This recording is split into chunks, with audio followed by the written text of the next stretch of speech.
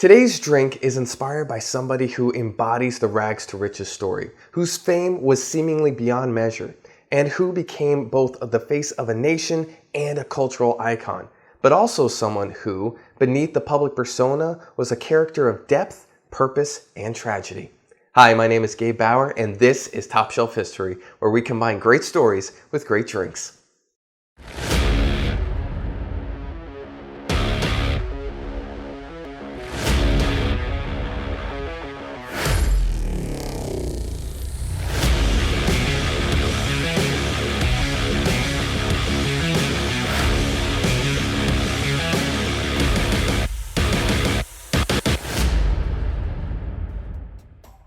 This is Your Diet Has Left the Building. It is the drink I have fashioned after the king of rock and roll himself, Elvis Presley.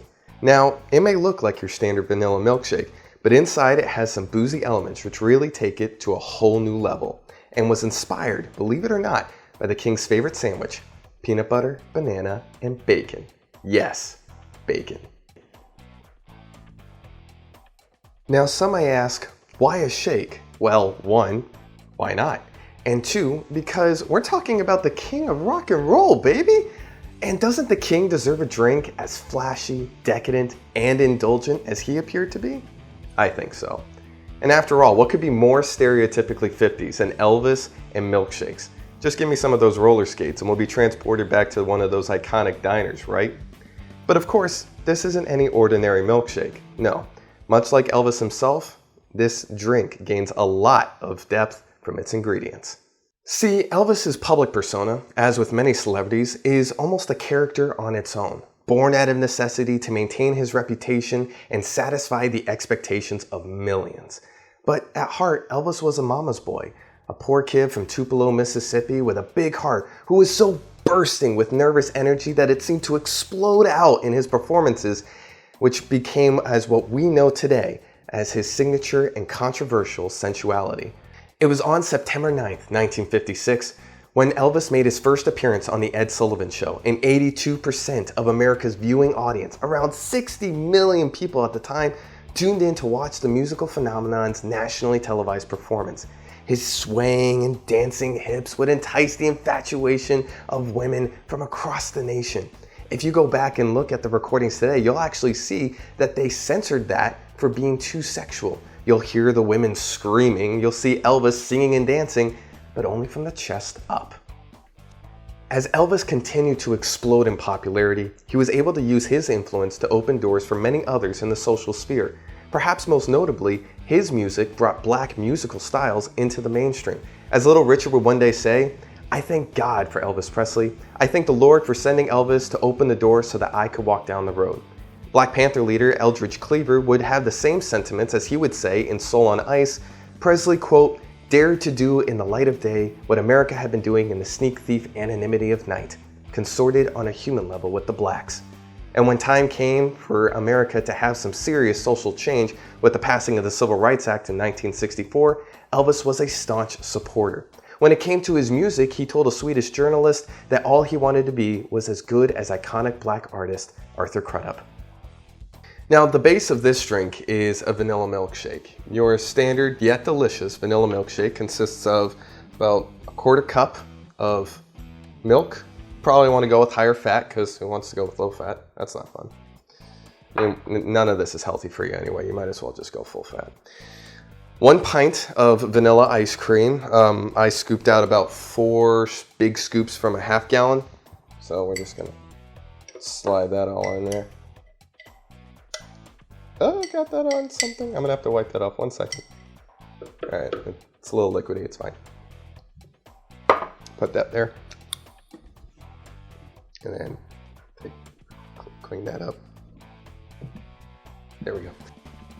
And we'll add about 4 ounces of ice.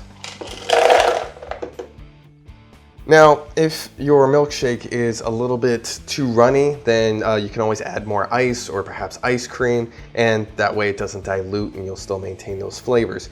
Now, when it comes to ice cream itself, you don't have to necessarily use vanilla. You can mix it up. You could use chocolate or coffee or dulce de leche, but you want something that's going to play nice with the flavor profile that we're building here, like with the peanut butter and banana.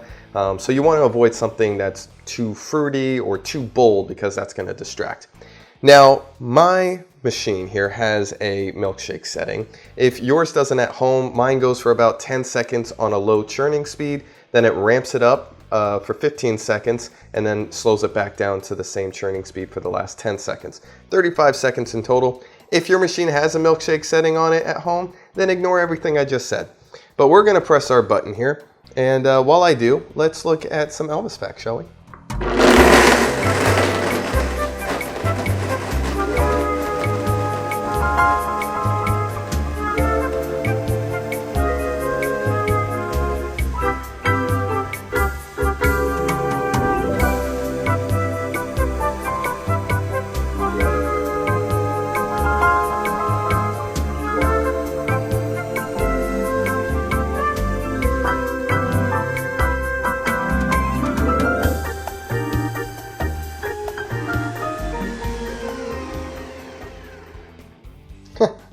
I didn't even know about that last one.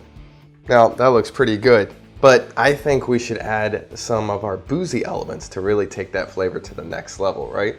So for us, we are going to add 1.5 ounces of banana rum cream. Now this is nice and sweet and creamy and delicious, and it'll be like a delectable touch to this already insanely rich drink. So like I said, 1.5 ounces. We're gonna pour this outside here so I can see what I'm doing, unlike other times where I don't see what I'm doing, and I spill it everywhere, and that's not fun. Then we're gonna follow it up with about 2.5 ounces of rum. Now you can go with white or gold rum. You could even do spiced rum, but I feel like the spices that are included in that may distract from the flavors. But if you wanna go for it, I say, yeah, might as well. But for us, we're gonna use gold rum because after all, this is for the king, right? So pour that on in. And just a little bit more.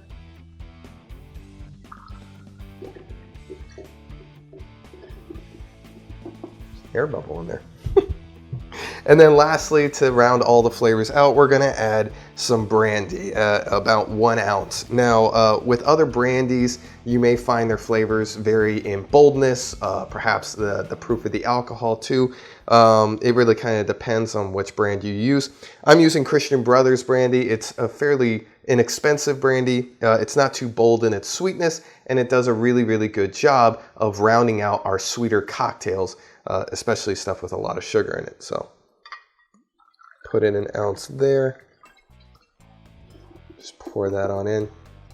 Then we're going to pulse blend this until it's all nice and mixed together. So that sounds mixed to me.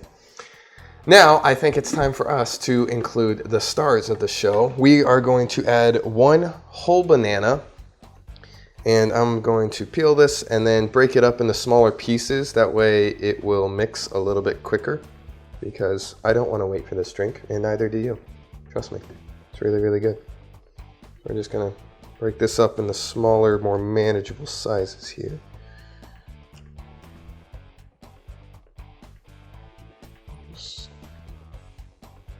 That last piece. All right. I don't know what to do with this. As long as it doesn't end up on the ground and somebody doesn't end up slipping on it, we'll be fine. And then lastly, we will add 1.5 tablespoons of peanut butter. Where did I do my spoon? There's my spoon. Now you can go with smooth peanut butter or crunchy peanut butter. If you go with crunchy, you'll have some extra texture in there, but I feel like that's a little bit off-putting, so I'm gonna go with smooth. Here, stick that on in there, nice globules of deliciousness. A little bit more. Oh yeah. And by the way, if you want to know, yes, this can be too overpowering. So be careful with how much peanut butter you put in, because it doesn't get good if you put too much in. Just remember. Now we're going to mix this again by pulse blending it until it's nice and smooth.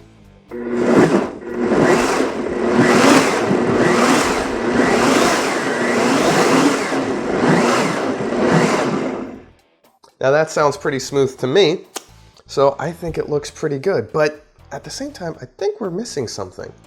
Oh yeah, Elvis's favorite sandwich had bacon in it, didn't it?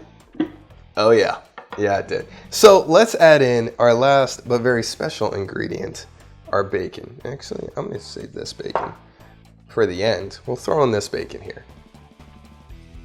All those little bacon bits will go in. It'll really cut through all the rich, sweet fat from the milk, and it'll actually be quite refreshing. It's one of the reasons why, you know, the sweet and salty aspect of food, like if you ate fries with your milkshakes, it's so good. It's because of this. That salt will cut right through all the sweet.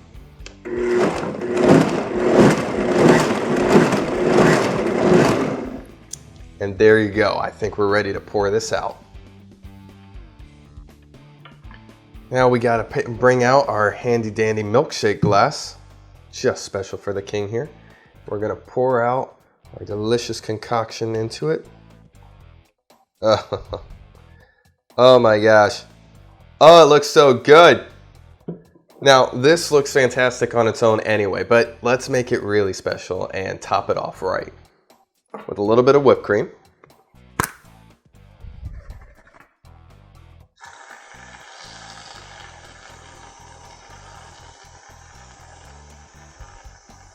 Or a lot of bit of whipped cream. Depends on your perception of a little.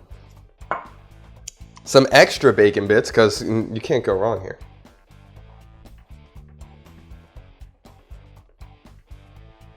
There we go. And then finally, a little crushed graham cracker too.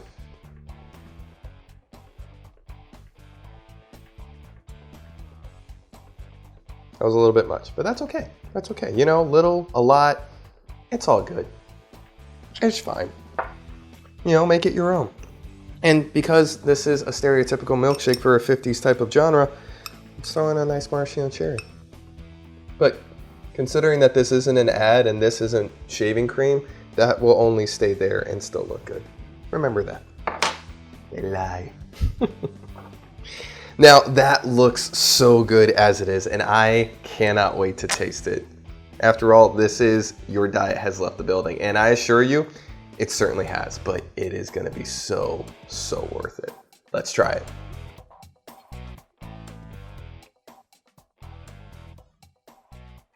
Oh my goodness.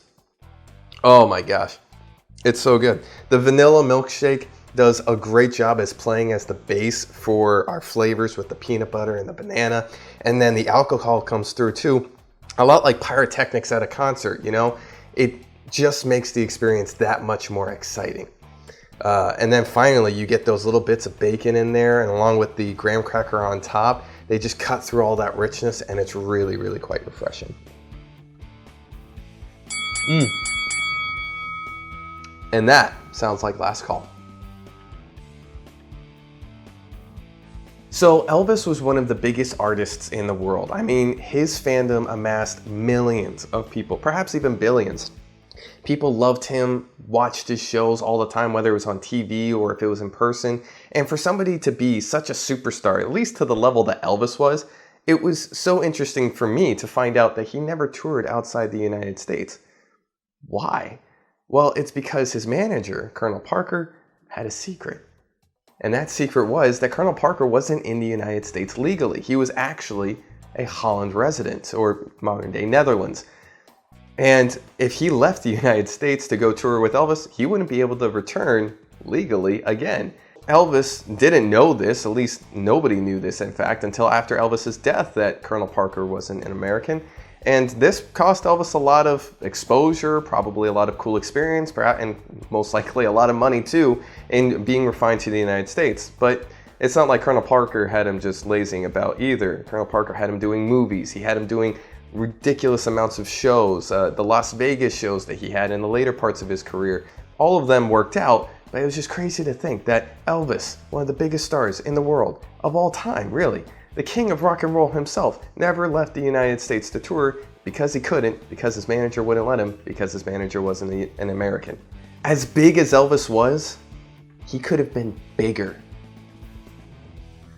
Thank you all so much for watching. If you'd like to get the full recipe for this drink, as well as the sources for this show, feel free to check them out at our website at topshelfhistory.com. There you can also find our blogs, other videos, recipes, and more. From all of us here at Top Shelf History, thank you. Thank you very much. Cheers.